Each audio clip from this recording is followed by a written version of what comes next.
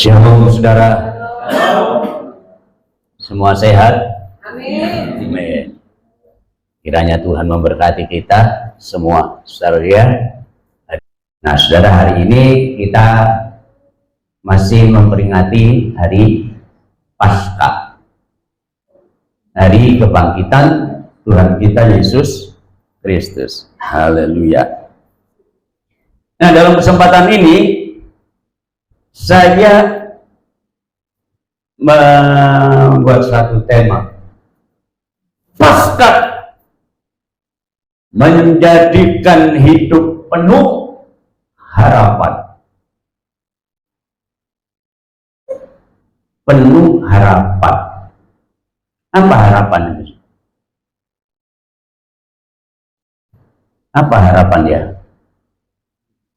Harapan itu adalah sesuatu yang kita ingin capai, sesuatu yang ingin kita raih, baik itu secara jasmani maupun secara rohani. Nah, Paskah itu dikatakan oleh firman Allah bahwa ya 1 Petrus pasal 1 ayatnya yang ketiga dikatakan di sana, terpujilah Allah dan Bapa kita Tuhan Yesus Kristus, yang karena rahmatnya yang besar, rahmatnya, anugerahnya, kemurahannya yang besar, telah melahirkan kita kembali. Saudara renungkan sejenak. Melahirkan kembali itu bukan berarti kita dimasukkan ke dalam rahim, kemudian dilahirkan kembali. Ya jadi bayi, keluar lahir lagi. Tidak, ini bahasa ya yang merupakan satu gambaran. Ya, kita dilahirkan kembali itu dibentuk. Hidup kita yang lama itu hilang, muncul satu kehidupan yang baru. Ya, melahirkan kita kembali oleh apa? Oleh Kristus yang sudah bangkit. Oleh kebangkitan Kristus ya dari antara orang mati. Saudara, Tuhan Yesus memang mati, wajarnya sebagai manusia, karena Tuhan Yesus itu adalah Allah yang menyatakan diri sebagai manusia supaya bisa mati. Tetapi berbeda dengan manusia-manusia pada umumnya. Manusia mati langsung habis riwayatnya. Dari tanah kembali kepada tanah. Tetapi Yesus Kristus memang sudah mati. Tetapi dia bangkit kembali. Dia hidup kembali.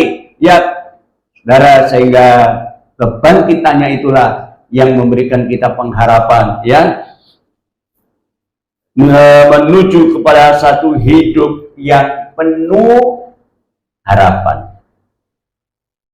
Saudara, kita sudah paham ya bahwa ketika kita sadar bahwa manusia itu sesungguhnya adalah manusia yang berdosa, tidak ada harapan lagi sebenarnya.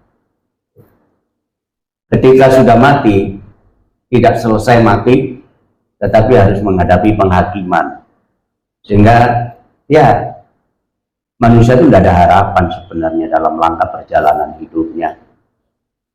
Ya, jelas habis mati dikubur, setelah itu menunggu kedatangan saat dihakimi. Tetapi ketika Tuhan Yesus bangkit, ternyata itu merubah segala-galanya. Kita dilahirkan kembali, kita dirubah, kita dibentuk menjadi satu manusia yang penuh harapan, dalam arti kita tidak akan mungkin masuk di dalam penghakiman. Nah, ini kebanggaan kita, saudara. Ya, ini kebanggaan kita. Orang lain tidak mungkin akan memahami seperti ini. Tapi ini merupakan kebanggaan kita ya. Karena kematian Kristus itu merupakan perkara yang penting. Kematian dan kebangkitannya. Kalau kematiannya saja selesai, percuma. Karena manusia semua bisa mati. Tetapi ketika dia sudah bangkit, maka itulah, saudaraku, menjadi perkara yang sangat penting di dalam kehidupan kita. Ya, karena apa? Kebangkitan Tuhan Yesus berkaitan dengan masa depan, berkaitan dengan kehidupan kita. Ya. Nah, baik hidup di waktu sekarang, juga hidup yang akan datang. Ya, jadi saudara, hidup yang sekarang ini adalah ketika kita hidup di muka bumi, tapi hidup yang akan datang itu ketika kita sudah mati. Itu masih ada kehidupan lagi loh, saudara. Ya, banyak orang nggak ngerti ini. Masih ada kehidupan lagi, tapi hidup di api neraka atau hidup di surga. Ada dua tempat. Di dalam dunia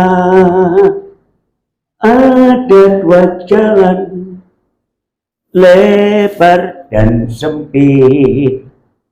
Mana kau pilih? Yang lebar api, jiwamu mati. Tapi yang sempit, hidup berglori.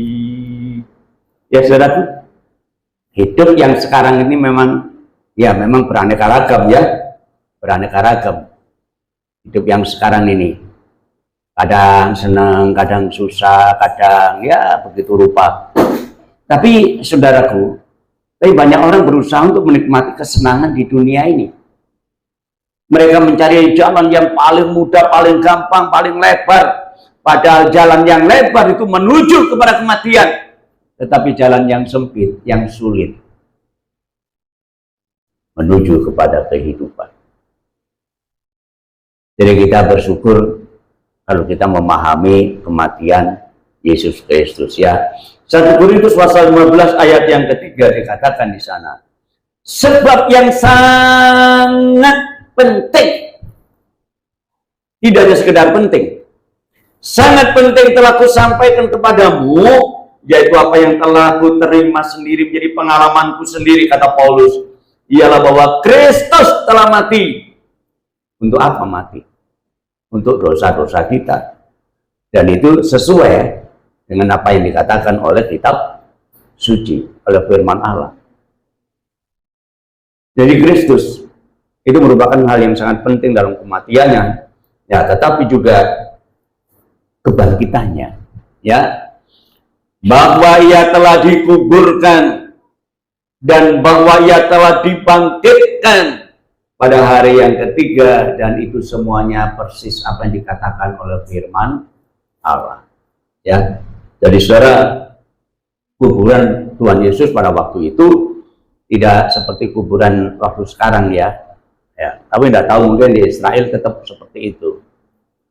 Jadi kuburan itu berupa gua yang mati dimasukkan, kemudian pintu gua ditutup dengan batu yang besar. Tapi kalau sekarang dipendam, ya, kalau kita mati kan dipendam, ya, dari tanah kembali kepada tanah itu. Tapi waktu itu di sana enggak. Tapi apa yang terjadi, walaupun dijaga oleh tentara Romawi, karena takutnya apa? Takut mayatnya itu akan dicuri oleh murid-muridnya. Tetapi penjaga itu akhirnya bentak semua karena malaikat datang dan pintu terbuka dan Tuhan Yesus bangkit. Hebat Tuhan kita, ya.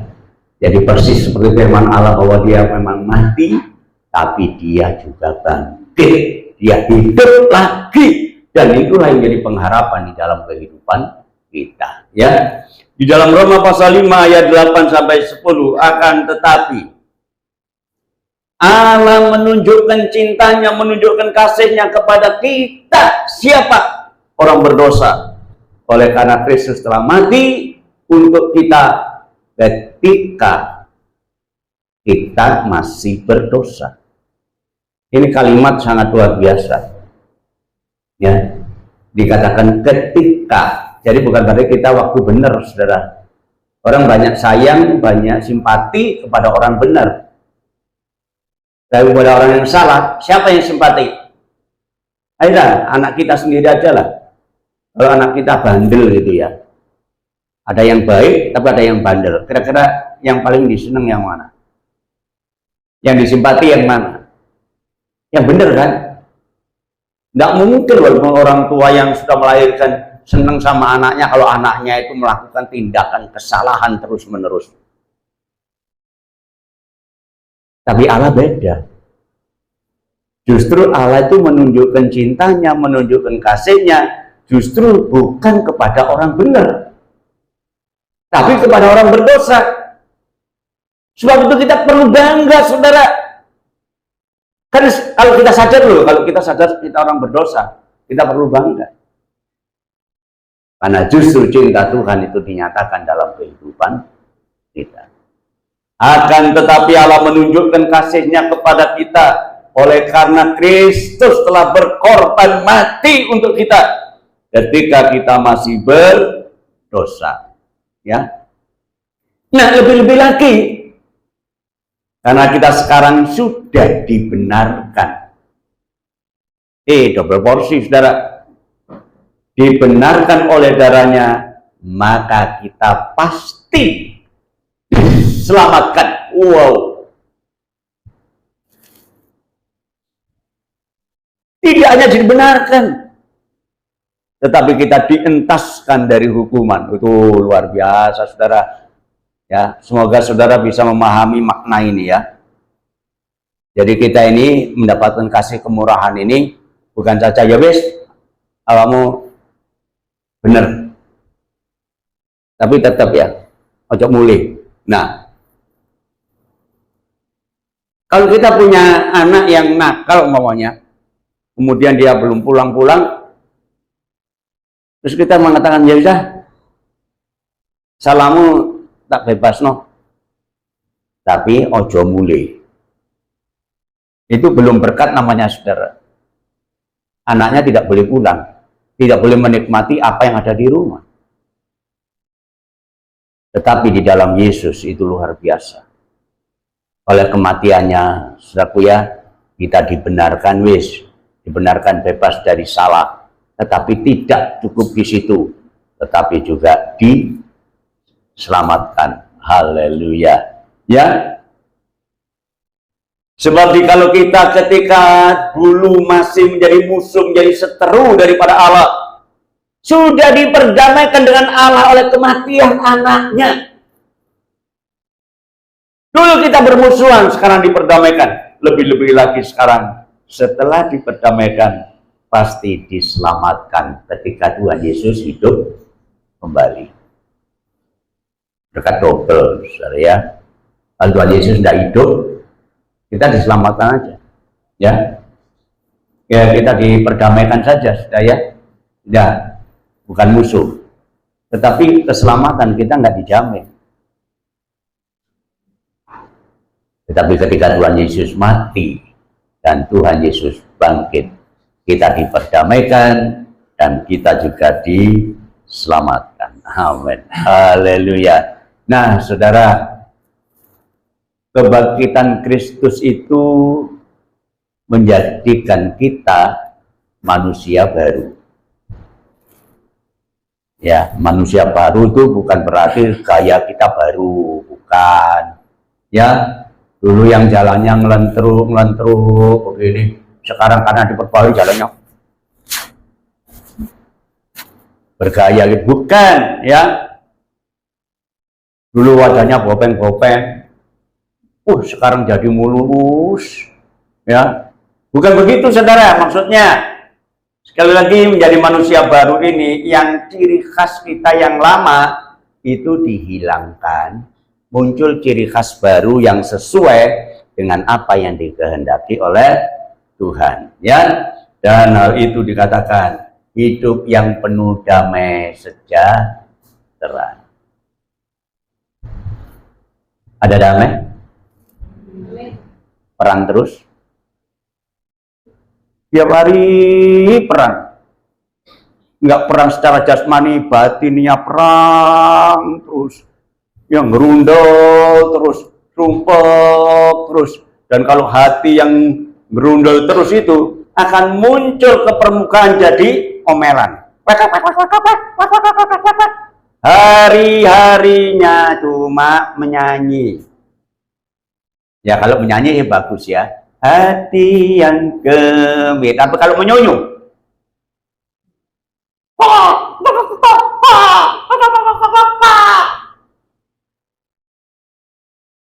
nah, Tuhan ciptakan kehidupan yang penuh dengan damai sejahtera. Amin. Haleluya.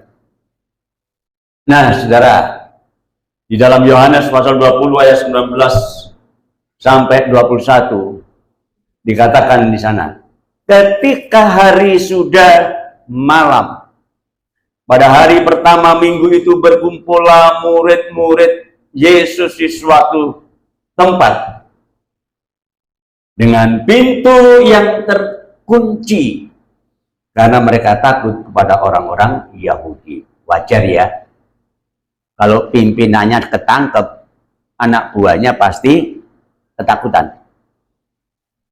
Ketika Tuhan Yesus ditangkap dan kemudian Tuhan Yesus dikuburkan, saudara, murid-muridnya masuk ke dalam ruangan, ketakutan dan pintunya dikunci rapat-rapat karena mereka takut. Ya.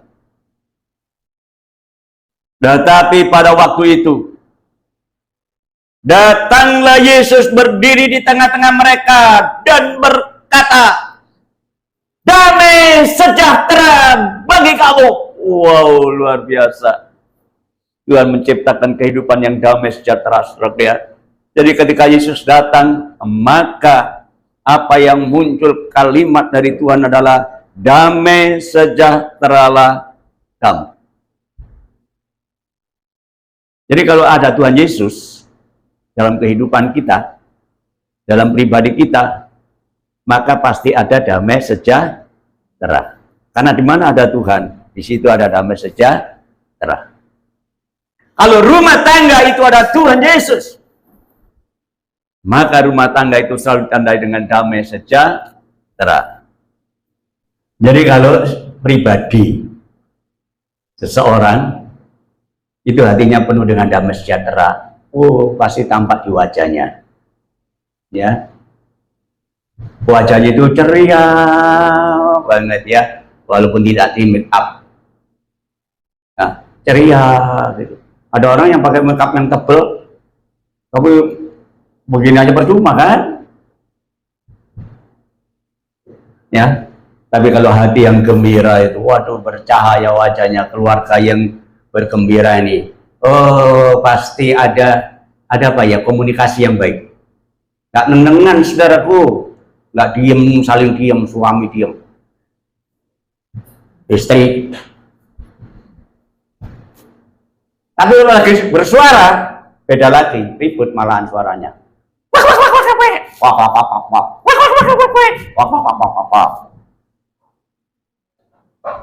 Itu benar-benar damai. Ayo, gimana? Di mana ada Tuhan? Mereka benar-benar ketakutan, saudaraku ya. Ketika Tuhan Yesus ditangkap, wajarlah sebagai anak buahnya dia ketakutan, tapi tiba-tiba Tuhan Yesus datang. Ya, dengan istilah lain gitu, ojo wedi. Jangan takut, damai sejahteralah kamu. Haleluya. Dan sesudah berkata demikian, ia menunjukkan tangannya dan lambungnya kepada mereka. Dan murid-murid bersukacita ketika mereka melihat Tuhan. Nih lambungku yang ditusuk. Nih tanganku yang dipaku. Saudara, sehingga benar-benar saat itu mereka bersukacita karena melihat Tuhan Yesus bangkit. Hatinya kembali, yang takut tadi bubar, menjadi damai sejahtera. Kenapa? Tuhan Yesus bangkit, ya. Nah, maka kata Yesus sekali lagi, kenapa sih diulang? Damai sejahtera bagi kamu. Ini bukan kebetulan loh saudara. Memang ada unsur kesengajaan dari Tuhan menyatakan damai sejahteralah kamu. Ya. Sama seperti Bapa mengutus aku, demikian juga sekarang aku mengutus kamu. Jangan takut, damai sejahteralah kamu. Seperti Bapa telah mengutus aku, maka aku mengutus kamu. Damai sejahteralah kamu. 2 kali. Ya. Damai sejahtera dari Tuhan itu sesuatu berbeda dengan damai sejahtera dari dunia. Beda, ya. Yohanes pasal 14 ayat yang ke-27 dikatakan di sana, damai sejahtera ku tinggalkan bagimu. Damai sejahtera ku berikan kepadamu. Dan apa yang ku berikan itu tidak seperti yang diberikan oleh dunia kepadamu. Itu jangan gelisah hatimu, ya. Jangan gelisah dan jangan gentar, jangan takut. Saudara, damai dari Tuhan dengan damai dari dunia itu beda. Damai dari dunia ini ayem tentrem, gemah ripah, lojinawi. Ora kurang sandang, ora kurang pangan. Itu baru damai sejahtera. Ya, subur makmur. Tidak kekurangan sandang, tidak kekurangan pangan. Itu baru ayem. So, itu orang yang di dunia ini selalu mengejar-ngejar itu, saudara. Berusaha untuk mendapatkan apa yang diinginkan. Kebutuhan hidup tercukupi. Kesehatan ada, maka mereka damai sejahtera. Tapi kalau dari Tuhan itu beda. Di dalam kondisi yang kejepit sekalipun, dia tetap tidak ingkar, hatinya tetap damai. Ya. Saya teringat ada cerita, ya, pahlawan dari Kristus dia.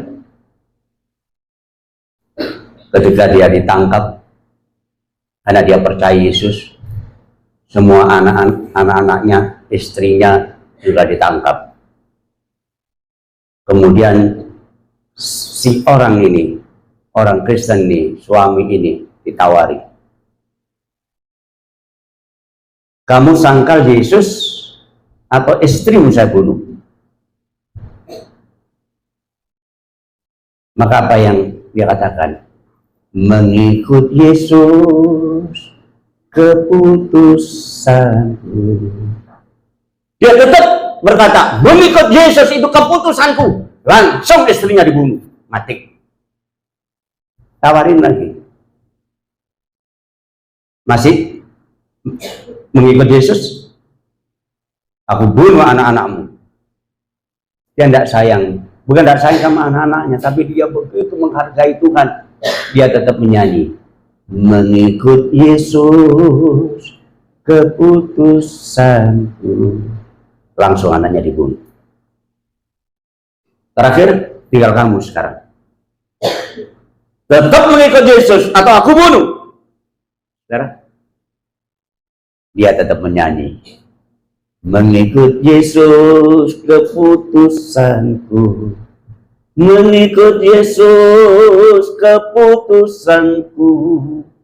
Mengikut Yesus keputusanku.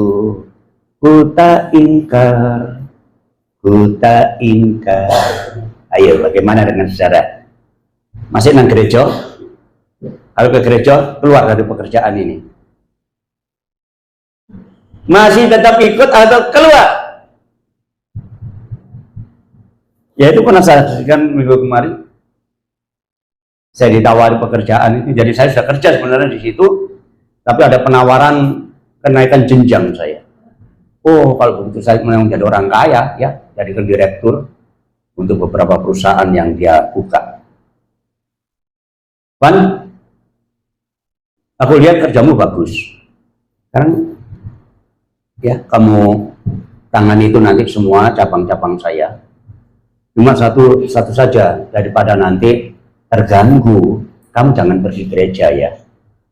Loh, saya terima tawaran itu. Baik, saya terima tawaran itu, tetapi sekarang saya berhenti bekerja. Benar sudah. Dan saya tidak melarat. Sampai hari ini saya tetap apa adanya. Bagaimana kalau saya ditawari pekerjaan? Atau menikahlah.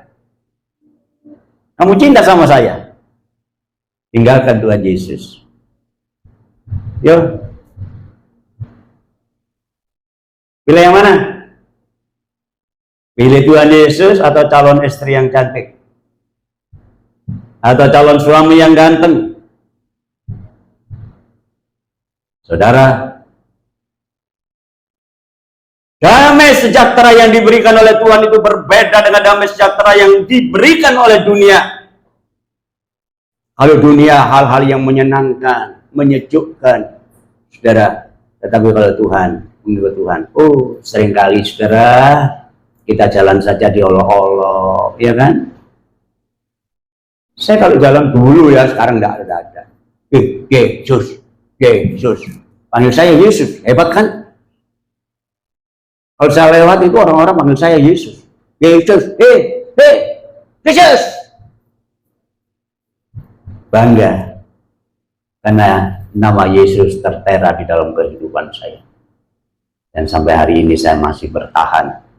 Saya tetap mengiring Yesus seumur hidup. Walaupun dalam kondisi yang tidak menyenangkan. Ya. Kadang-kadang ada orang berdoa begini, ngamuk-ngamuk berdoa sama Tuhan. Tuhan, saya sudah setia sama Tuhan, kenapa saya masih sakit?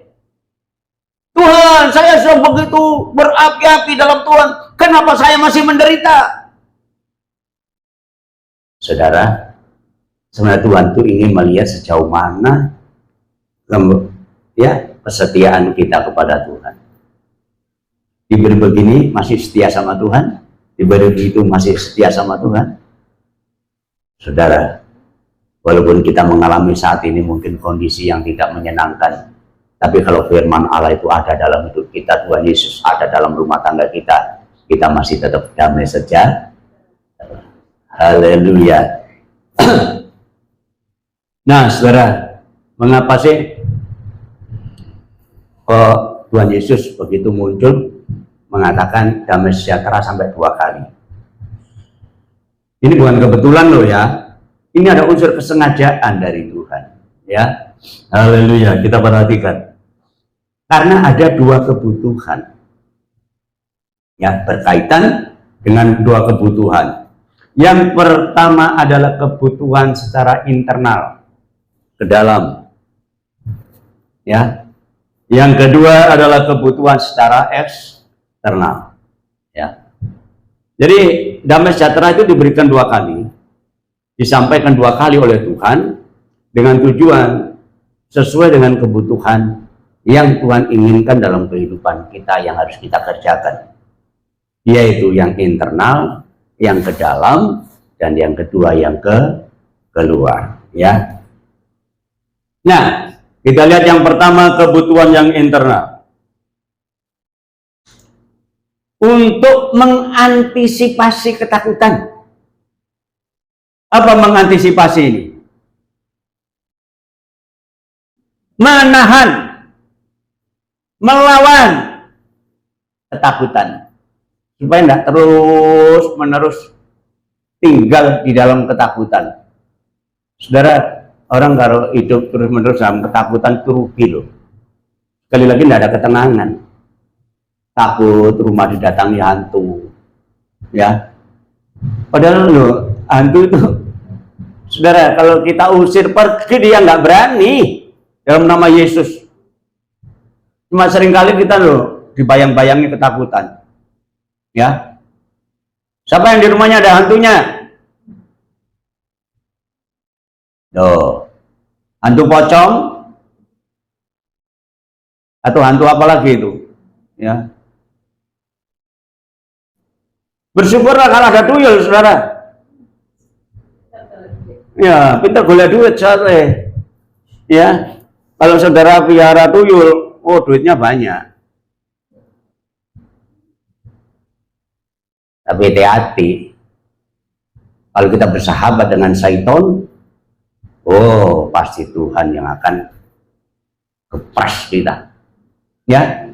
Jadi perhatikan di sini kenapa damai sejahtera itu diberikan pertama untuk mengatasi ketakutan, sebab pada saat itu murid-murid Tuhan dalam kondisi yang takut menghadapi ya situasi di luar, karena ini apa artinya Tuhan Yesus yang mati itu. Jadi pimpinannya sudah ditangkap, dibunuh, mati. Pasti anak buahnya dikejar-kejar. Ya. Nah, untuk mengantisipasi ketakutan ini. Karena walaupun bagaimana, ketakutan itu wajar bagi pengikut Kristus. Kita aja juga kadang-kadang mikir kan, sesuk mangan apa enak ya? Karena nggak ada duit. Itu kan juga kadang-kadang loh. Menurut saya juga kadang-kadang begitu kok, saudara. Ya, takut. Ya, itu wajar.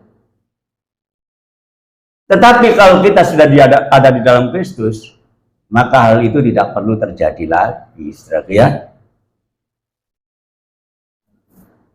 Nah, di dalam Kristus itu ada resiko juga loh. Apalagi Tuhan pernah berkata tentang resiko itu, ya.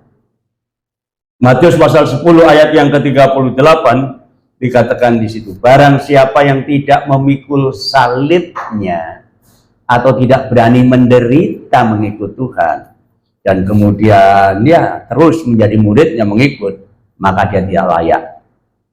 Jadi jelas di sini Tuhan Yesus itu mengatakan dengan satu kepastian bahwa mengikut Tuhan Yesus itu tidak senang, saudara. Ya, banyak sindiran, banyak olokan, dibenci dan lain sebagainya. Ini memang resiko kalau saudara berani mengikut Yesus. Resiko.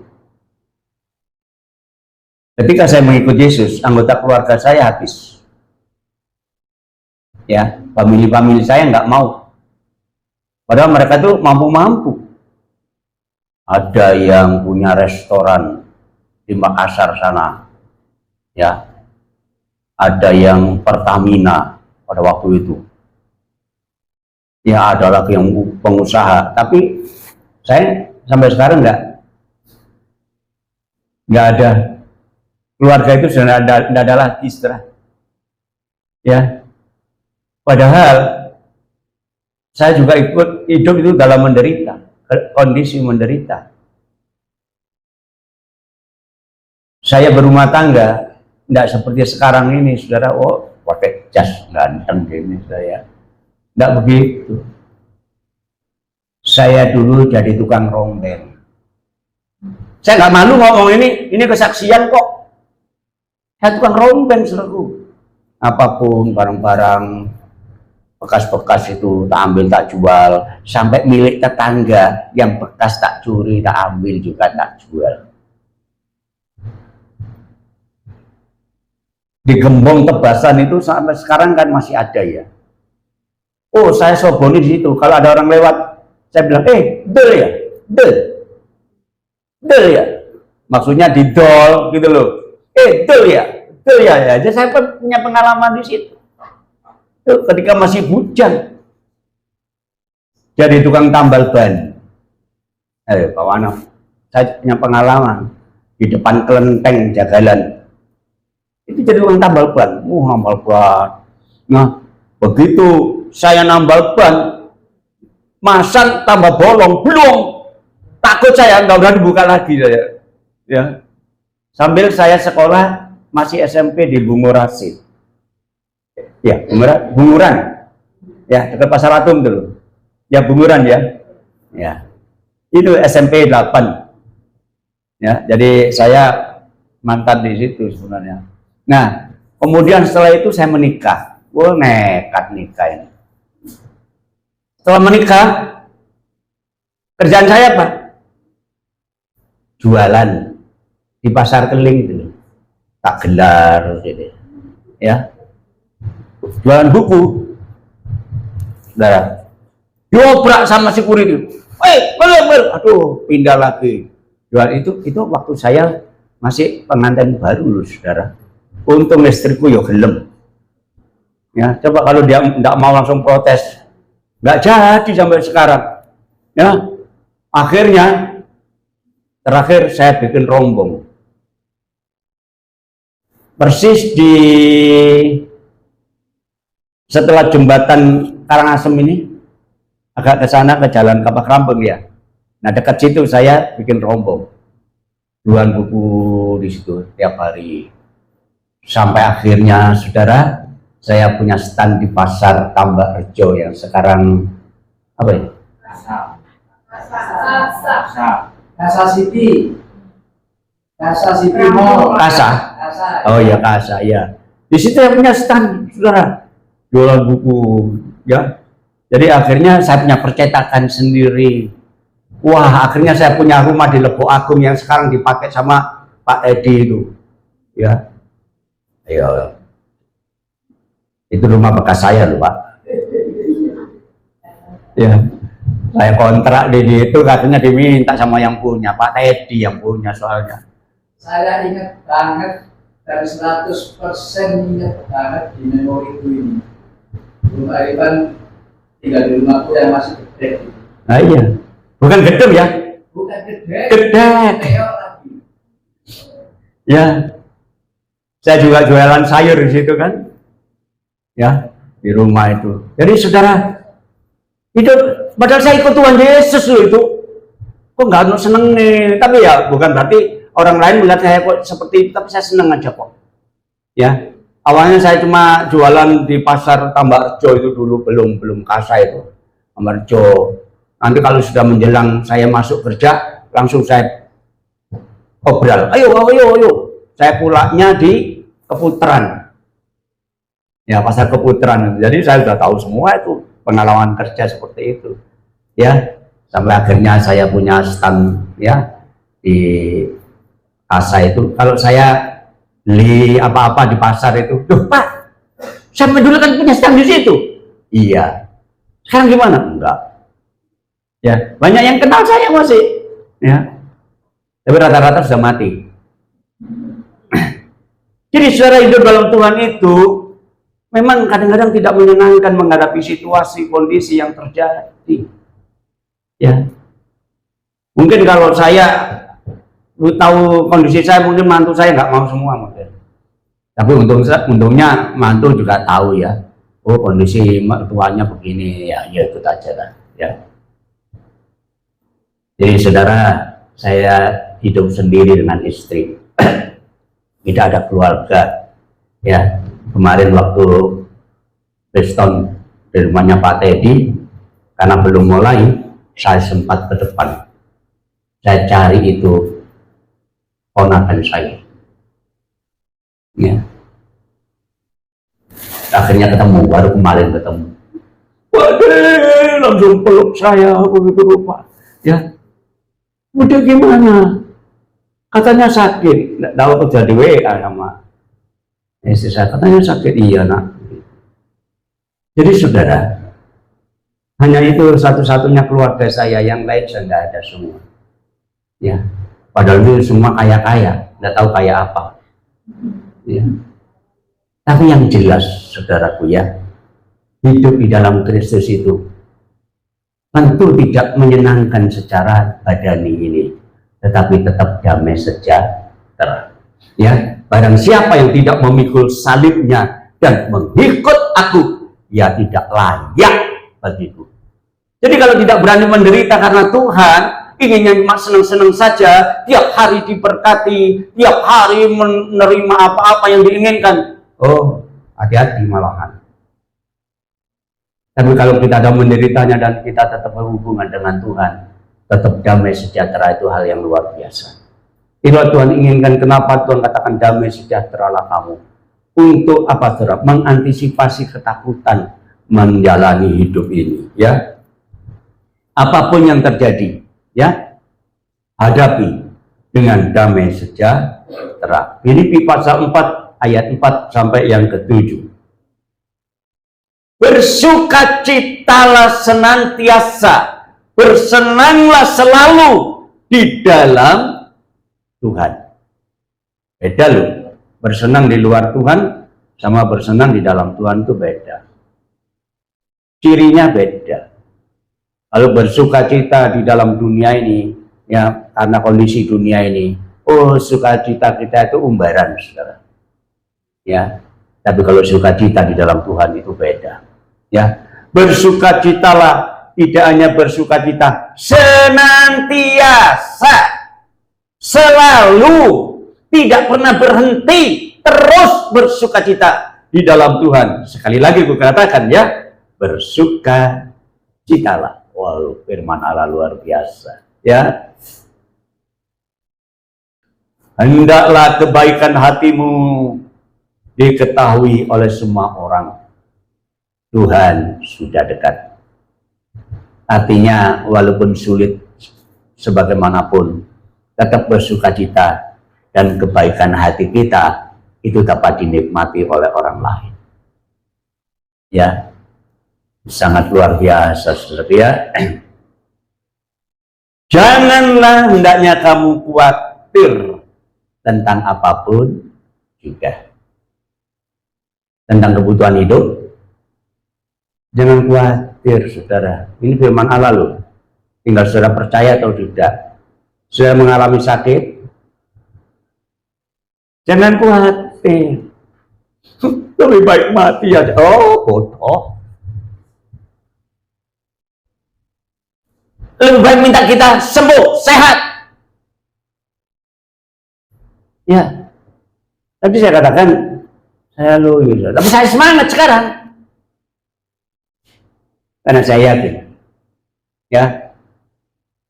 Janganlah hendaknya kamu khawatir tentang apapun. Ya. Saya mau dilaser mata saya. Kenapa? Karena kemarin waktu dikontrol sama sekali tidak kelihatan yang kiri ini. Kurang semua. Dikasih kaca pembesar tetap kurang. Dikasih kaca yang kecil sekali. Wah, jelas-jelas iya Pak, ini ngeker aja. Jadi Bapak nanti akan dilaser. Mikir aku dilaser itu diapakan ya? Langsung saya browsing. Laser mata. Oh, ternyata itu tidak merugikan, ya, dan nanti pelaksanaannya juga bagus, tidak, puji Tuhan, malah dikatakan bisa-bisa tidak pakai kacamata. Wah, kalau hal itu terjadi lucu, saudara, karena yang kiri tidak pakai kacamata, yang kanan masih tetap pakai kacamata.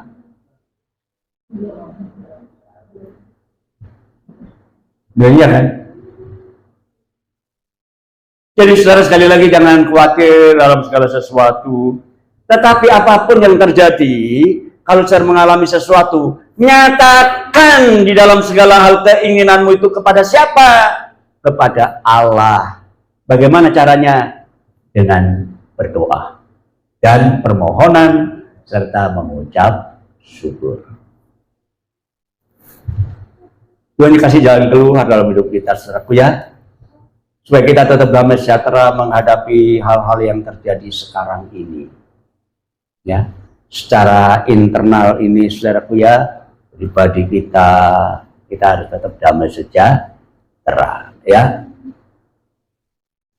Damai sejahtera Allah yang tidak masuk akal, yang melampaui segala akal, itu akan memelihara hati dan pikiranmu di dalam Kristus Yesus. Jadi damainya itu tidak masuk akal. Loh kok iso loh? Wong uripe pas-pasan gitu kok ya hatinya damai, tetap ayam tentrem gitu. Gimana sih resepnya? Nah, akhirnya ada orang tanya kan, resepnya gimana sih? Aku lihat kamu itu hidupnya pas-pasan, ya, pas butuh, pas ono, gitu ya. Jadi pas butuh, pas ada. Tapi bagaimana sih kamu bisa damai seperti itu? Nah, menjadi satu kesaksian, ya. Apapun yang terjadi tetap damai, ya.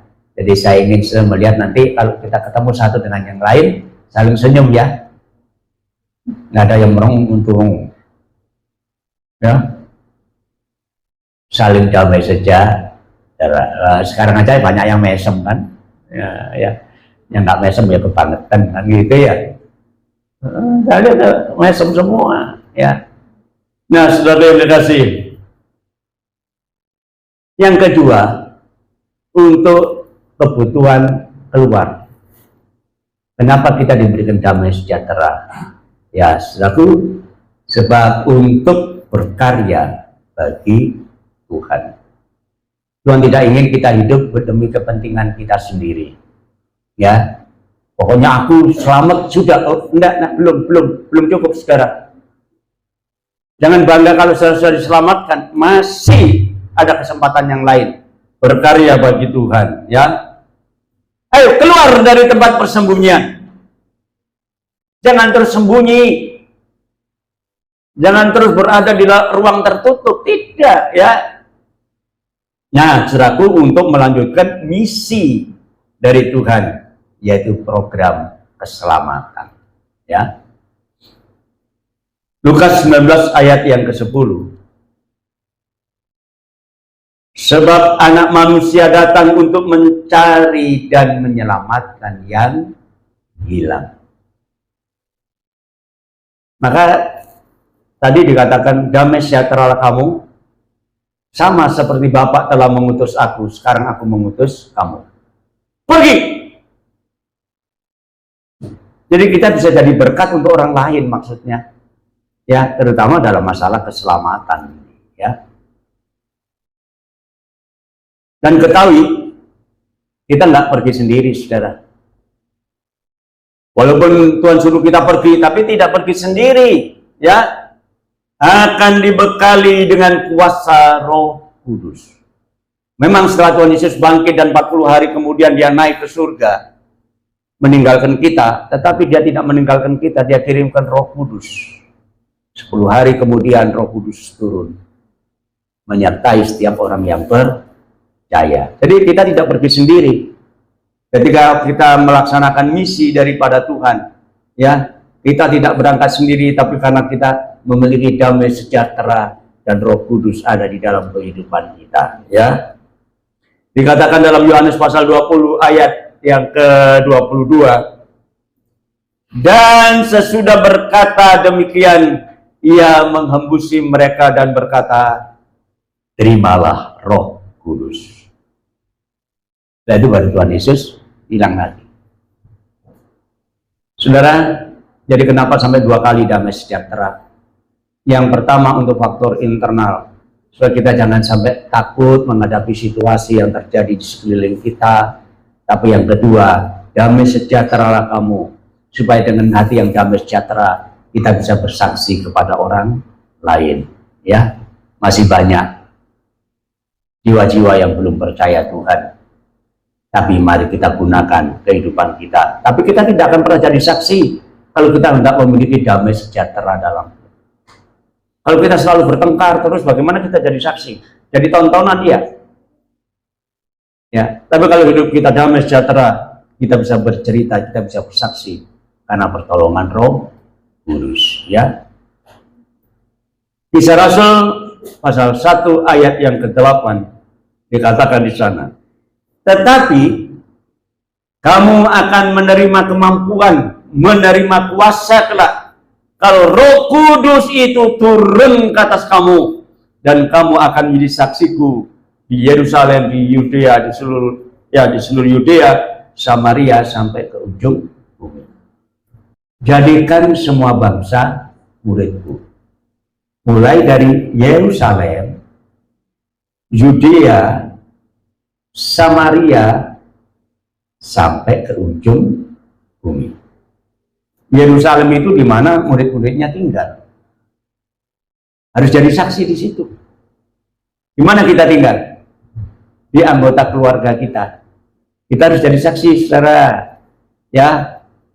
Kalau ada anggota keluarga yang belum percaya Tuhan, saudara harus jadi saksi. Ya, di Yerusalem. Kemudian sampai ke Yudea, kota tetangga. Ya, Yerusalem, Yudea. Jadi kita harus jadi saksi juga buat tetangga. Ya. kiri kanan kita Samaria, sedikit agak jauh mungkin keluar kampung. Kita jadi saksi sampai ke ujung bumi. Artinya sampai di mana saja kita berada, di situ kita menjadi saksinya Tuhan. Inilah kenapa Tuhan berkata damai sejahtera sampai 2 kali. Yang pertama untuk faktor internal kesembuhan dari diri kita, yang kedua untuk mengutus kita pergi menjadi saksinya Tuhan. Ya, jadi Paskah itu penting bagi kita sekalian. Saya percaya Tuhan pasti memberkati kita semua hari ini. Haleluya.